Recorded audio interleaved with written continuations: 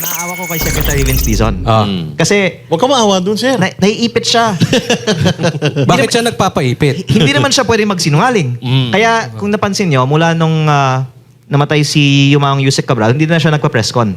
Pinaka-worst na katiwalaan sa DPWH ay hindi pa na Nabubuksan. bubuksan. Naku po. Okay, so these are the 10 top government agencies with biggest allocation in 2026. Department of Education, Department of Public Works and Highway, Department of Health, at et cetera, et cetera. Heto nga ho ang pag-usapan natin ngayon mga reaction update pitch. Nagsalita na naman ho itong si Kong Leandro Lebiste na ang pinakamalalang may budget insertion at ang may pinakamalalaking katiwalian dito sa gobyerno ni Marcos Jr. o dyan sa DPWH hindi pa ho mga ka-update nabubulat-lat, hindi pa ho natatalakay, pinag-uusapan. Kaya naman mga ka-update, wala ho tayong paligoy-ligoy dito. Pagkikinggan ho natin ito naging pahayag ni Kong Leandro Lebiste patungkol nga kung sino ang may pinakamalalang budget insertion o may pinakamalalang ginagawang katiwalian dyan sa DPWH, dyan sa gobyerno, sa Senado o sa mababang kapulungan. Kaya mga ka-update, kung bago lang ho sa ating channel, isang like, share,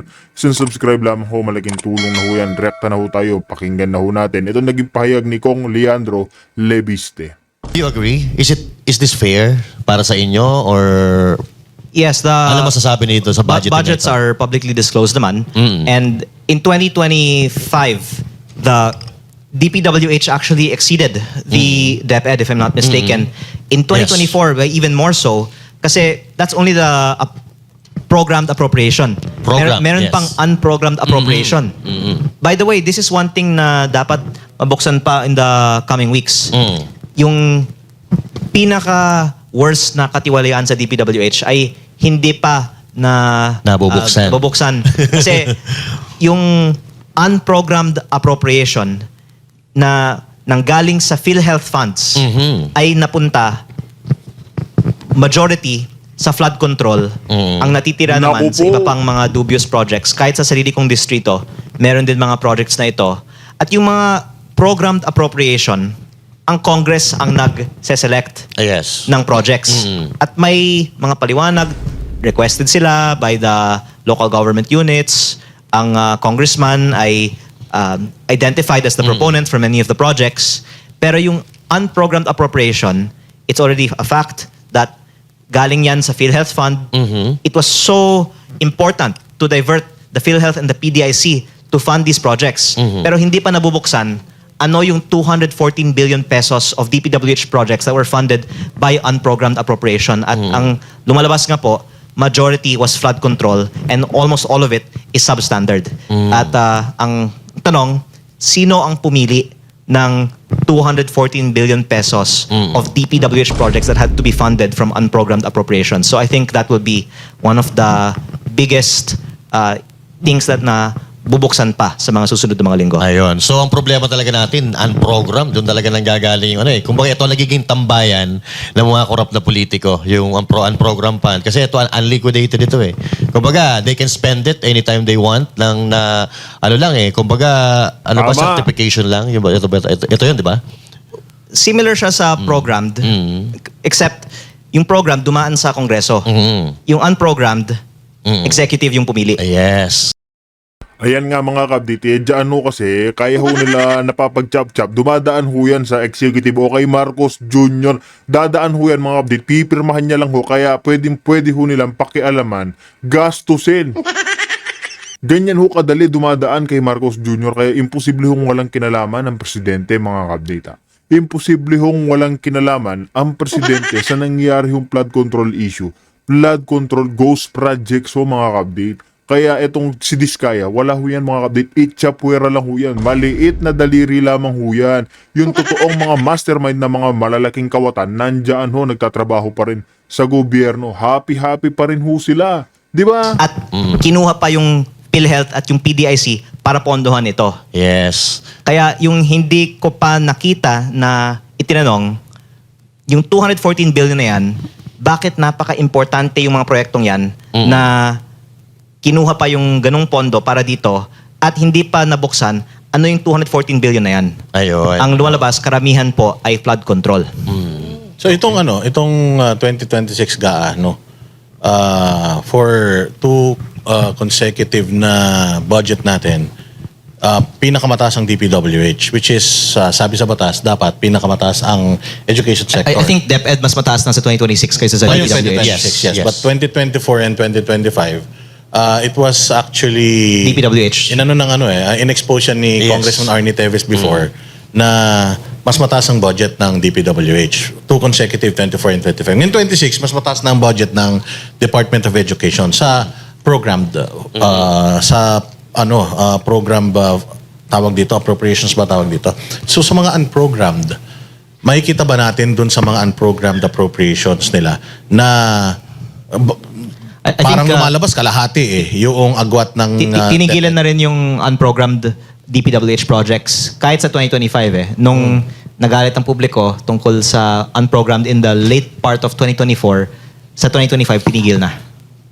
And itong 2026 sa na budget, 2026, I think wala nang unprogrammed funded by DPWH. Pero yung 2024 na unprogrammed ay ongoing pa. So this is a little bit technical already, pero yung isang pinananawagan ko ay sana kung tunay na gusto nating tigilan ng korupsyon, dapat yung mga proyekto na proven na funded by corruption and involved in corruption ay ikansela. Pero despite all of the investigations on certain projects, hindi pa nga kinansela ang mga ongoing projects na ito. So wala pa. May mga nagsasabi baka dahil binayaran na ang mga proyektong ito. So ito, dapat may nagbabantay dito Pero itong Senate kasi, may napanood akong balita na parang walang nag-pick up Pero napanood ko ito one time na yung Senate daw ay hindi na nila itatouch. Hindi sila makikialam sa budget, ipapaubayan nila sa executive, no? At magtatayo daw sila ng parang oversight committee. So, ito ba'y makakatulong kung sila-sila din na naman gagawa, tulad ng ICI? Sila-sila din ang gumawa. Alam ba, sinasabi nga ng publiko na sila ang may kagagawan, pero sila rin mag-imbestiga. So, is it right para sa inyo, Kong? Oo. Depende kung sinong ilagay nila sa oversight committee. Ang mangyayari nito, sila-sila din na naman ang maglalagay kung ng mga tao doon sa oversight committee. Opo. I think kung sincere ang desire for oversight, dapat halo-halo. At pati yung mga nasa minority or nasa opposition ay ilagay din sa oversight committee. Pwede. Para, para kahit may question, itong mga nasa opposition, meron silang representative doon. Kaya lang, ang problema ko bakit hindi makikialam yung Senate sa budgeting? Kung halimbawa, may nakikita silang katiwalian. I think they will be in the oversight committee naman din. Both houses will be there. Pero, dapat pati yung minority Meron din, ay dapat. meron din representation sa oversight committee. I see. Kong, yung DPWH, tinanggal daw nila yung mga flood control projects, pero nagdagdag naman sila from the original budget na 16 billion, nagdagdag sila ng 17 billion para sa farm-to-market road. Parang nabanggit nyo rin before na panibagong flood control scandal or scam na naman to. Ayun. Opo. Yung farm-to-market roads, well known to be a source of corruption dahil mahirap din na i-audit ang mga kanyang klaseng mga proyekto na nasa bukid na baka dahil maliit, hindi siya kasing nababantayan. At sa aking distrito, kulang na kulang ang alokasyon ng farm-to-market roads. Pero inalok ako ni Congressman Garjola ng farm-to-market roads basta siya ang pipili ng contractor. Kaya ako nagreklamo din tungkol sa farm-to-market roads kasi alam ko na hindi naman equitable din ang distribution niyan at kung may discretion, may temptation na yung nag-allocate, ibebenta na lang niya sa contractor yung alokasyon. Pero yung mas malaking halaga ay nasa asphalt overlay. At ang ipinagmalaki ng DPWH nung Nobyembre, ang sinabi nilang pinakamalaking reforma na gagawin nila ay ang pagbaba ng presyo ng mga construction materials by up to 50%. Ang pinakamalaking ibinaba ay nasa presyo ng asfalto by up to 67% pa nga. Pero nung Disyembre ay ibinalik Yes. sa dating presyo. In the end, I think binawasan ng konti. Parang sa aking distrito, nagsulat ako sa Committee on Accounts, Appropriations, kung pwedeng ibaba ng 25 to 30% ang presyo ng mga road projects in general, yung mga asphalt projects by 50%. Pero kahit na nagsulat ako na ibaba ang presyo ng mga proyekto sa aking distrito, in-apply pa yung mas mataas na mga presyo dahil baka ayaw nila na may isang distrito na may mababa kumpara sa iba. Pero ang own estimate of DPWH shows that the asphalt projects are on average 100% overpriced. And for us to then approve the budget with those prices na ang sinabi nila, kung hindi natin naaprubahan, baka babagsak ang ekonomiya. Hindi yun totoo. Unang-una, dahil yung recomputed prices ay based on market, based on their estimates, based on private sector din naman. At kung masyadong mababa, edi iparibid mo at that point sa mas mataas na presyo. Pero very suspicious talaga sa akin na talagang ipinaglaban na ibalik ang mga mataas na mga presyo nung Desyembre. At yun din po ay isang reflection na may bias towards spending ang mga opisyales sa ating gobyerno at hindi nila iniisip na galing naman yan sa utang. Alam nyo naman po na 1.6 trillion pesos ang ating deficit sa 2025. Yan po ay itong utang natin. Akala ng mga iba, pag hindi gumastos ang gobyerno, nawawalan ang bansa. Pero sa makatwid kung ito ay farm to palace road. opo, hindi naman po libre ang mga proyektong yan eh. Inuutang lang natin ito. Kaya kung nabawasan ang ating spending, the good side is nabawasan din ang ating inuutang. 'Di ba? Pero ang gusto ko lang constructively i-espouse sa Congress this year, kahit wag na tayong magturoan na magnanakaw ka, may corruption dito, bawasan lang natin ang ating ginagastos. Pero ang pinaka hindi mo maririnig na salita sa Kongreso ay bakit Magtipid. na lang natin hindi bawasan ang budget o magtipid? Kasi ang nangyari, ipinagmalaki na wala ng flood control. Yung 255 billion pesos inilipat sa Tupad, AIX, MAIP, Yun. Farm to Market Road, There is. yung pagbayad ng 60 billion sa PhilHealth. Lipat lang. Pero yung initial budget naman, wala yung mga bagay na yan eh. Kaya bakit hindi na lang yung 255 na yun, tipid. At yung 6.7 naging 6.5. Doon ko po nakikita na yung biggest issue facing our country is the spending, because I'm sorry to go into this more technical discussion here, but the country's deficit to GDP of 6% is already above the recommended levels, especially because our GDP growth is now gonna be just 4% or even less. Sabi daw mag-3 something pa nga. And then the debt to GDP is already 64.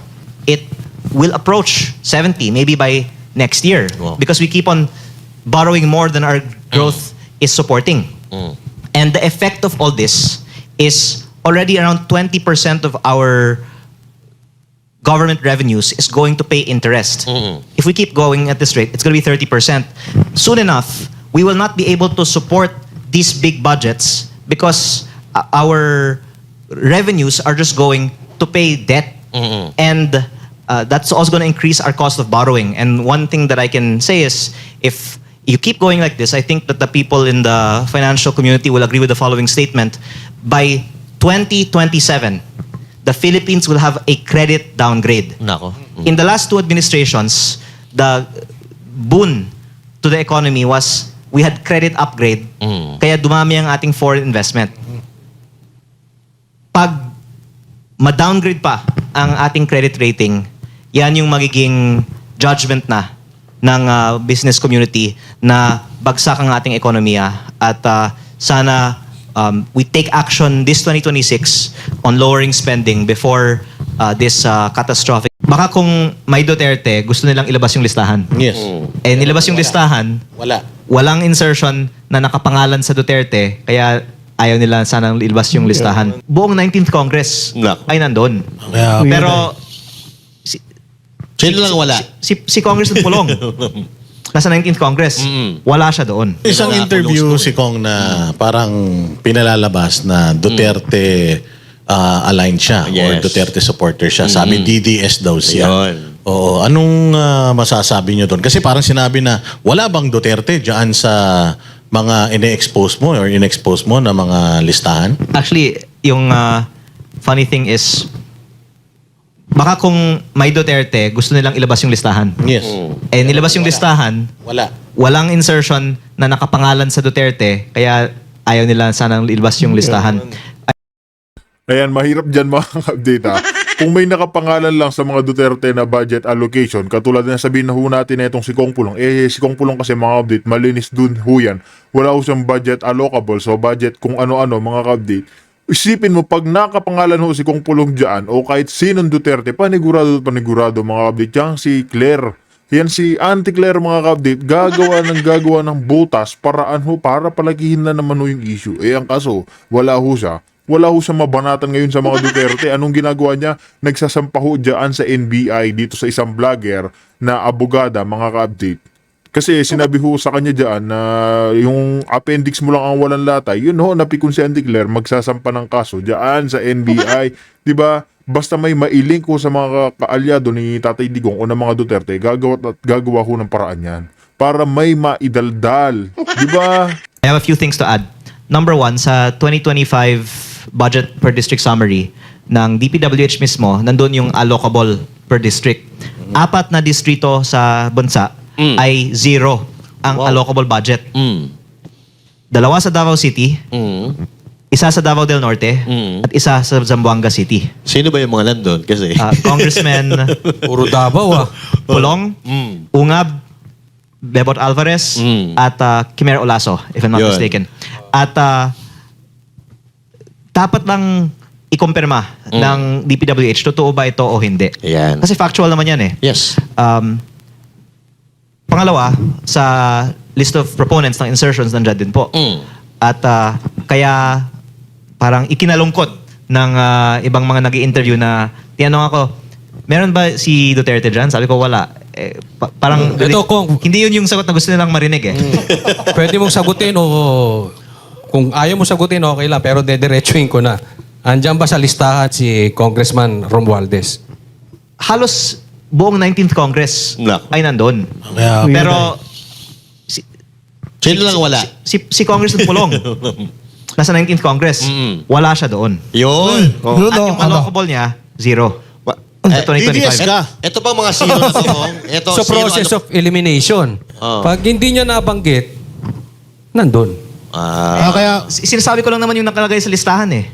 Baka dahil dito, dapat maglagay na lang sila ng project sa kanila para masabi nila meron. Pero sa 2025 talagang wala. pero kung ang nanay mo nandoon ba sa...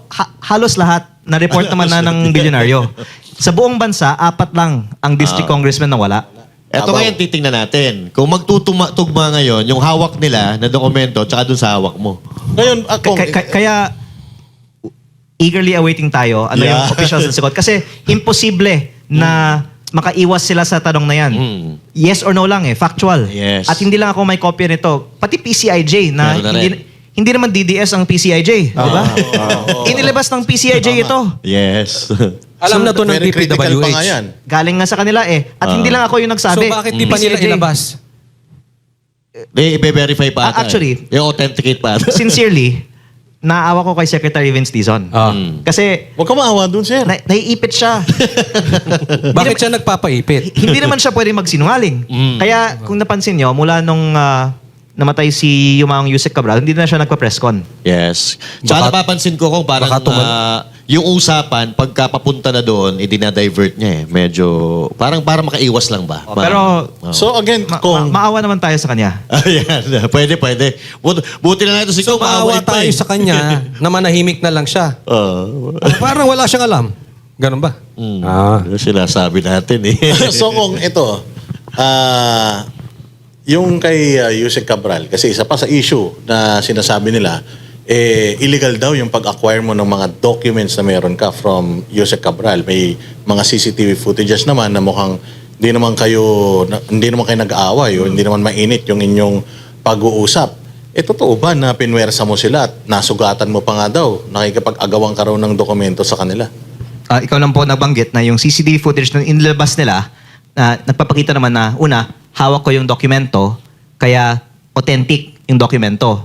At pinag-uusapan namin as we were walking through the hallway ng maayos naman.